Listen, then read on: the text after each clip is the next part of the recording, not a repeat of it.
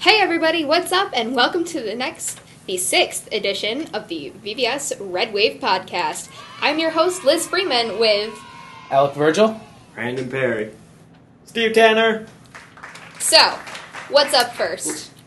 Brandon, what do we got? Also, we forgot that Steve Tanner is a fill-in for Michael DeNova. He kind of got hung up a little bit today, but he will be back with us as soon as he can. I believe we're going to be talking about the ABC Family announcement of its new name change. Name change. This is interesting. Anybody know what they're changing it to? I'm not sure what they're changing it to, but just the fact that they're changing their name, it's kind of odd. It is, isn't it? I mean, you think you have the same name for so long, and all of a sudden you just, whoop, I'm going to be different. I mean, I watch ABC Family every now and then I watch it with my younger siblings, like during Christmas time. And it's like ABC Family pronounces the 25 Days of Christmas. It's not going to be the same thing anymore that my siblings are used to. Right. They're gonna be like, "Where's ABC Family? Where's ABC Family?" And it's not gonna be there anymore.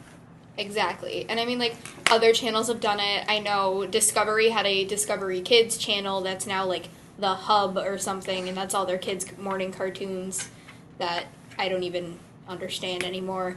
Haven't you realized, though, that, like, they change things so quickly? Like, the kid shows that I used to watch when I was, like, 8, and now the ones that my brother, who's 8, watches, it's like I don't even recognize anymore. Or they're just going by so fast. Like, you see one season of one show, and next year they've already come out with 10 different new shows. Because apparently children get bored with that. Yeah. Disney, Nickelodeon, I don't even want to name them, but they've become infamous now for doing it. Oh, yeah. I can probably list, like, half a dozen TV shows I watched as a kid. They got 1 or 2 seasons and then were replaced with something else. Yeah, back when I was little, I would watch Cartoon Network, and then Disney Channel was a good thing back when I was little. Mm-hmm. Anyone who's like near or is a millennial would understand that. Exactly. Like Samurai Jack, all-time favorite cartoon when I was little, and now it's coming back. And they said this in the podcast before, but it's coming back, and I'm excited for that, but everything's probably going to be changed. They take things like Teen Titans. Oh, Lord, don't get me started on that piece of trash. That is trash now. It was a lot better. Mm-hmm. What they did is they made it more kid-friendly, and I can understand that, trying to go to their main demographic. But they pretty much took any and all story out of it. Yeah, they did. Well, I mean, like, see, here's the sad thing. I understand that they're trying to make it more kid-friendly and all that.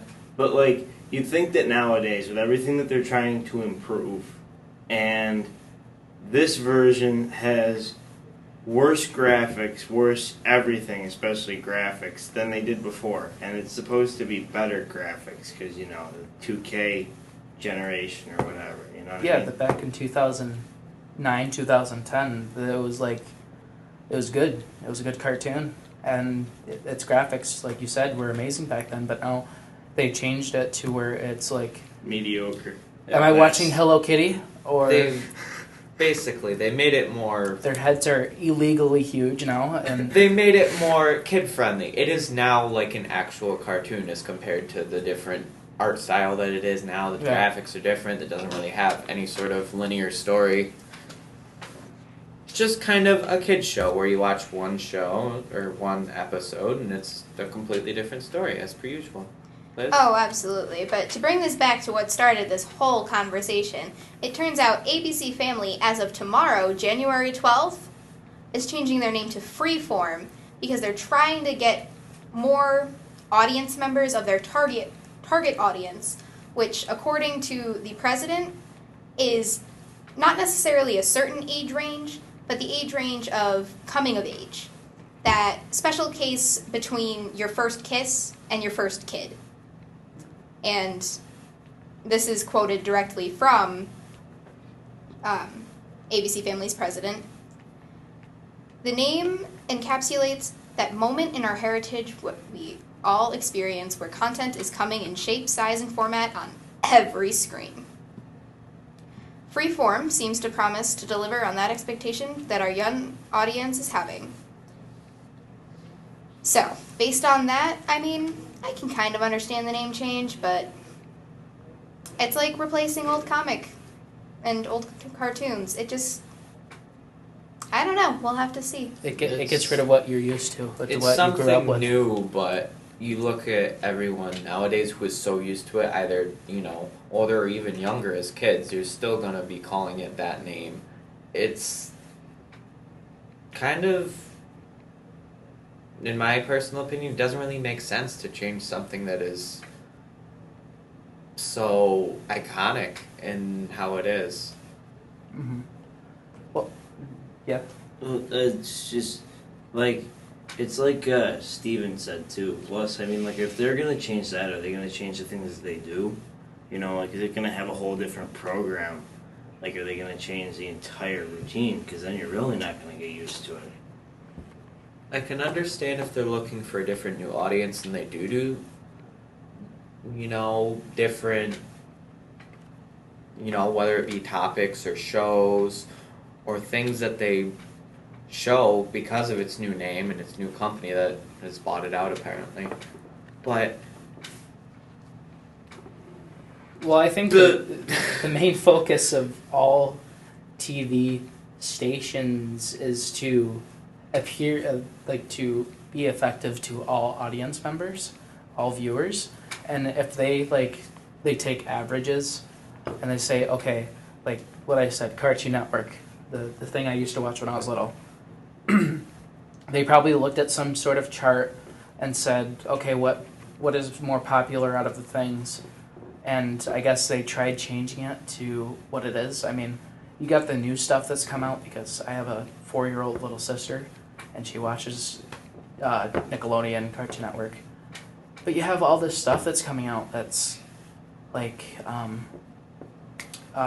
what are some new cartoons that are out? I don't watch. I don't even know. Like Steven Universe. That's like. Steven Universe isn't too bad. You have to understand the plot. I like how Brandon looks at me when we're talking about this. Hey, honestly, Steven Universe isn't too bad. Gravity Falls is a personal favorite. If I'm gonna just kind of be immature for a day, Gravity Falls is a personal favorite. I mean I've watched Gravity Falls a little bit because why not? I mean I was bored, and if there's nothing on the TV, you look for something, and it's like, oh, this may be interesting. You put it on. And another thing I want to bring up, for example, I guess longer running shows, as of right now. For example, the only one I can really think of right now is SpongeBob.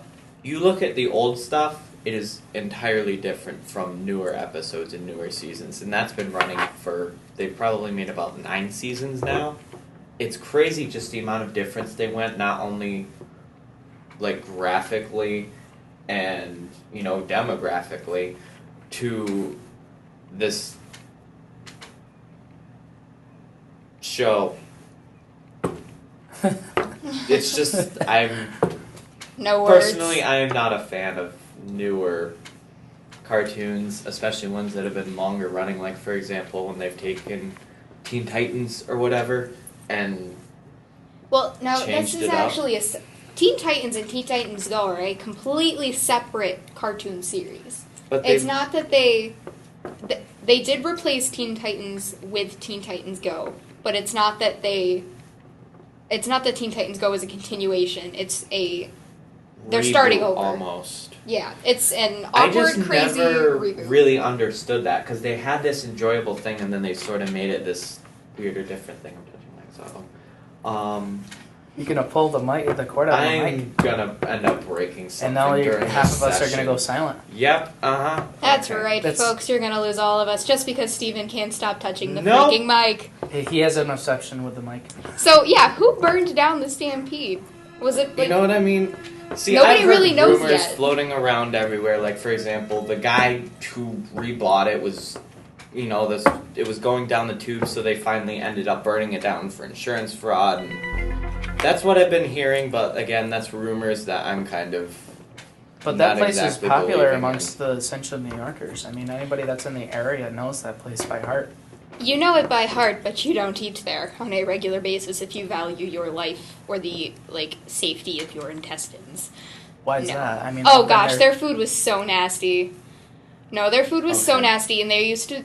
When we went under the old owners, and the old owners, I mean, there were roaches in the kitchen and rats all around, and you could look up in the ceiling and see the wires hanging down, threatening to electrocute the next person who was too tall to be in the building. Yep. But And the cobwebs, oh god. Personally, So not thick. a fan. Okay. how long ago was that though? I think it was just before it sold. See, I haven't been. enough. I haven't been since, and some people have said that it's better. But It is. I went in. They improved the lighting because, I know what you're talking about. There was bad stuff all over, but then they cleaned it up. They fixed the lighting so that it's not like you're a vampire as you're walking out. It's not bad, the but I restaurant. feel like overall it's not bad. But I felt like they got a bad rap from the beginning. Me personally, I enjoyed it after they got the new owners. Apparently, they went down the tubes and had some sort of insurance fraud thing going on. I don't know. I just don't. well, if they find out that there wasn't adequate fire suppression in the kitchen, they aren't going to get any Exactly. insurance money. But I know a person who offered to do a pro bono inspection of their fire safety, as Yeah. I do air quotes for all of those listeners who can't actually see me air quoting. I guess it was not even close to up to par, and Oh. they had a lot of things they needed to work on. But I don't know. Maybe they'll rebuild it, and if they do, maybe I'll go eat there. I guess we'll just Who have to knows? wait and see. Well, also in the news, the grandstand exploded. Everything's Which just- grandstand and where? There's a lot of grandstands, you know. Well, it There's was a grandstand in New York City. just in Syracuse, apparently, for In whatever Syracuse. reason. I just sort of heard this. I just thought it was so bizarre. For reasons of doing it, for all I know, this could be a rumor, but I've heard it just everywhere and from everything on other radio stations, which I don't understand. You know? I mean, what can you do? Everything's just burning down. Anyway, There's 10 churches in Verona, and somehow the Stampede still burns to ashes. okay. Well, I mean, I'm just And gonna. somehow the grandstand still explodes. Okay. And oh Lord. I'm just gonna throw Exactly. something out here. When we were saying that about how everything changes from when you're a kid, I'm used to still calling that place Joel's. So when I heard that the Stampede burned down, I was like, oh, okay. And then they're like, that place used to be Joel's, and I was like, what? So it's just one of those, back to what we were saying, I still can't get used to calling it the Stampede. It will always be Joel's. Okay, so back on task. Anyhow. So, Liz, you brought up this idea of this new topic that you want to bring to the Red Wave. Well, it is almost the end of our precious little podcast, and so I think it is a very appropriate time, Mr. Professor Alec Virgil, that we bring in our new, my personal invention short, Google Me. Today's topic is just science, but if you have any topics that you want to see on this new short, just let anyone from the Red Wave know, and we'll be sure to include it. So, according to Science Daily, the top science news lately is the non-circadian biological rhythm in teeth. Anybody got a clue? Let's open it up and find Bless out. you. I have a feeling people Bless are you. getting. I don't know what she just said. I have a feeling that has something to do with drawing teeth. I'm not a fan of that. I mean, I got two of my teeth right next to one another, and it was Ooh, not a fun time. that sounds bad. All right. Is this to improve dental health? I don't know. I'm just reading the headings. There's a gas cloud which could be a relic from the death of the first stars. Oh, wow. Yeah, this is interesting. How our brain distinguishes safety from danger, and random mutation, the start of multicellular life. So what do we think, guys? That means that the next time I go to the dentist, am I going to be like I'm Wolverine? I'm kind of interested in the dental thing too. Like, see, you hear Not a lot to- about people being afraid of the dentist, and for a while I was like, I had no idea why people would be afraid of the dentist until I actually went to the dentist to get a root canal. Ooh. That is a lovely first experience. Yes. And then I see all the sharp metal objects on the little tray. Yeah, okay, I see why people are afraid Alright. of the dentist. See, I just don't like going there. I'm not afraid of it, but I don't like the fact when, like you go in there and the lady that's like blinded by the light is poking a gigantic like metal object at my gum. And I'm like, watch what you're doing, please. I'm like, careful where you're putting that thing. Alright. So that's just And my they put take the little on it. paper on your chest, and it's just like, what is going to come out? It's gonna go on this paper. Exactly. Speaking of like that gas cloud you brought up. So I'm gonna put like a star in my mouth, and it's gonna be No. Star farted. Oh Lord, these Yes. poor science. It's Poor it's pretty, scientists. The thing with the gas cloud, and they say it's maybe remnants of past stars or the first stars or whatever they believe it to be. Molecular, it could be. I think, is it molecular gas cloud? Did they say that? I mean, it could be supernovas and such. Just a and gas there's- cloud. Gas cloud, just a gas cloud. Okay. Well, It reminds me. I'll tap the article. Let's see what this brings up. So While you're tapping the article, it reminds me of dark matter and dark energy and all that kind of stuff. I don't want them putting a cosmos into to check out my teeth, right? That would be cool, but Have a All whole right. universe inside your tooth. sweet. So, again, this is a Science Daily article, and their slogan is your source for the latest research news, so I can't take credit for any of this. Nope.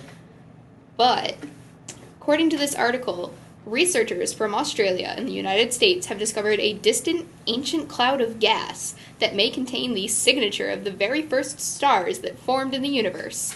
In research to be published next week in monthly notices of the Royal Astronomical Society. The research undertaken by Dr. Neil Crichton and Professor Michael Murphy from Swinburne University of Technology in Melbourne, Australia, and Associate Professor John O'Meara from St. Michael's College in Colchester, Vermont. I have a friend who goes to that college, and she is my best friend on the planet. That's awesome. I'll have to mention this to her. Professor O'Meara presented the results at the American Astronomical Society meeting on January 7th, 2016. Wow. So that is a complete direct quote, aside from my little interjection there about my friend from this article. Don't quote me on that, quote the article. No, that was quoted in the article. It said that all of... My friend goes to that college. Yeah. Someone hacked it and said that right in the middle of the paragraph. Why not? I mean, it's Alright. always good to give your friends a shout out. I mean, come on, so. So according to the research, it contains the elements carbon, oxygen, and iron, and has about less than 1,000th the fraction of these elements as the sun does. It's billions of light years away from Earth, and it was observed as it was just 1.8 billion years after the Big Bang. Our whole universe was in a hot, dense state. That's the only reference I'm going to make, and that's as far as I'm going to go, because no one is going to get that. I got it. Big Bang I got it, Theory? yeah, Big Sheldon Bang Theory. Cooper. And see, this is why you people are my friends. You actually get references. This telescope's name is perplexing. It's just the Very Large, capital V, capital L, telescope in Chile. Oh, so I'm not they even kidding. They didn't use the Hubble Space Telescope. They No. used a telescope in Chile. And They used- observed it. they used- something that's Very- billions of light years away. That's Oh, just God. amazing, isn't it? It is. Oh, gosh, yeah. With the technologies that we have now, I mean, we've discovered the universe's largest star that we know of this far, and it's like maybe don't quote me on this, hundreds of times bigger than our sun. Exactly. Oh, yeah. It's a red giant, and I mean, they've discovered things, and they've found black holes, and they've even found planets that are similar to ours, even that they think that can support life. I mean that's something you guys can search up. Search up Earth-like planets. There's a couple of them. There's one that's like 2 times bigger than ours. That has like 3 moons. Wow. And it's gorgeous looking at it. I mean, they have a zoomed-in picture of it. You can see what it's made of. Speaking of that, did you guys see the new image of Pluto that they came out with? I have not. It was like a whole big science convention thing, and Bill Nye the Science Guy was there. They were there in the final seconds while the rover or the satellite they sent out that way finally was passing by the planet and took like hundreds upon hundreds of snapshots of Pluto and its moon. Oh, that's awesome. And you can see what it's made of, and it's gray. Like, we always thought it to be like some big ice planet, or dwarf planet. But no, it's gray. Yeah. Well, my question is Pluto a dwarf planet, or has it been reinstated? Because the last I'd heard, as of 2015, Pluto had been reinstated as the official 9th planet from the sun, as scientists apologized to this planet because... It's still a dwarf planet. Is and it? There's more dwarf planets in our solar system than we thought there was. There's like maybe 5 more dwarf planets in the Kuiper Belt. You say dwarf planet. It's still a planet, but it's not an official planet. It's not an official planet. The moon, our moon, is bigger than Pluto. That doesn't mean anything. We can walk on the moon. I mean, same. Well, let's check out NASA's article. What is Pluto? Oh my. Well, I mean, before we get too deep in that kind of technology, should we talk about more down-to-earth technology with, people that are, like... Well, I'm actually that goes finding into, something like, pretty funny that I find kind of interesting. The iPhone 7 may kill the headphone jack. Have you guys heard about this? What? The iPhone 7 may kill the headphone jack and mean they're going to get rid of it. Oh, they're going to get rid of the headphone jack so that you have to have Bluetooth headphones. That's kind of cruel, but an interesting business plan. They were going to do that, either add Bluetooth, and so you have to have that, or they were going to try and do it through, like, the charging output. What? Like the headphone jack? Yeah, I'm not... Alright. You know? The headphone jack is The that reason little for section where you this plug is that- headphones in. The reason for this is that you can only plug something into as small as its smallest port, and they were going to make the iPhone 7 thinner than a 3.5 millimeter headphone jack, which is what normal headphones are. The only thing He is, just knows that off bat. That's a really thin phone. I'm just looking at the headphone jack on my phone. That's a really thin phone. I mean, if you think about it now... Like, you know, Lord. well, it's going to be as thin as that, but to plug something in, it's going to be really completely difficult. Oh, here, let me plug this. Oh, I just snapped my phone. Exactly. Right, like, it would break it, and that's why they're trying to get, different stuff. Are they making the phone out of steel? I mean, how are you... Don't ask Somebody's me. going to drop it down the stairs, Blame and it's going Apple, to break in half Alright, like a so sheet of blame- glass that's Oh, Lord. dropped. The glass is already fragile enough. They're saying, It's just going to be glass. There's going to be nothing in between. Yeah, It's there's gonna be gonna- a thing of glass. this is a direct quote. A series of recent reports that began in November 2015 suggest that Apple could be moving to eliminate the 3.5 millimeter headphone jack on the iPhone 7 entirely, instead relying on the existing Lightning charging port to also carry auto. The Lightning standard allows this for today on current gen iPhones as well as wireless headphones. But you're removing this thing that has been around for 100-year-old audio jack. We've used this for other years, and then we try to move to... See, I feel like But this the is the theme now. Yeah, But Just the- moving on to new things But that are that's, just but completely that's the weird. thing, though, is this change going to be good? Is it going to perpetuate us forward? And Brandon, you got your hand so high in the air. What do you have to say? That brings up a great point that, they're trying to move on and forward with stuff. like the headphones, and like I don't like how they're trying to get rid of headphones, but how about those smart TVs? Like I know this is cutting into our other topic, but like From what I hear, they're not that great. I don't know. Like my parents just got one, so I interviewed them. I read the back of the box. Very efficient to get your new stuff done. And I checked a bunch of other websites, and basically all it does is gets more cable channels for the same price. It's larger than a normal TV. Can be controlled by a remote or your phone, and you can have internet on your TV, and it turns on immediately as soon as your DVD player turns on. I got that last one from my dad. But, so like, here's what I don't like, is I don't like how we keep messing with TV to make everything smart. Because then they're going to start thinking for themselves, and then we're going to, like, here's just what I'm thinking. Revenge of the Robots. I can see it now. Here's just what I'm thinking. Like, I just don't want to be in the time period where, they have all of those. Okay, I can tell by the waves on here that we're going to, like, blow up the speakers. Because we're bringing the waves, like, way too high up. But, so my point is that, like, I'm just thinking that I'm going to be, like, 20 years from now, we're just going to be in that part where, like, you know what I mean? Like, we're just going to be, like, where, like, we're not going to know how to communicate with other human beings in, like, 20 years. Plus, like, I feel like the TVs are going to know more than we do. The people So that wait a create minute, the TVs. Wait, what? With the smart TVs. Like, they're getting too... I don't like it. It's freaking me out. They're getting too smart. It's not even smart. It is. When you hear smart TV, I was thinking, okay, you could go up to it and it has like a microphone and you can say, okay, Google, and it pops up with this thing and you can search the internet while you're watching your favorite movie. But no, it's like one of those new Blu-ray TVs that you see, where you can do everything that it says. You turn on your DVD player, the TV turns on. Okay. It's false. You can search the internet on your TV. Okay, you can do that on a Blu-ray TV. Mm-hmm. You can do this. You can do that. I can do all of this just with my Xbox. If you want hooked to up impress my me, make a touchscreen TV.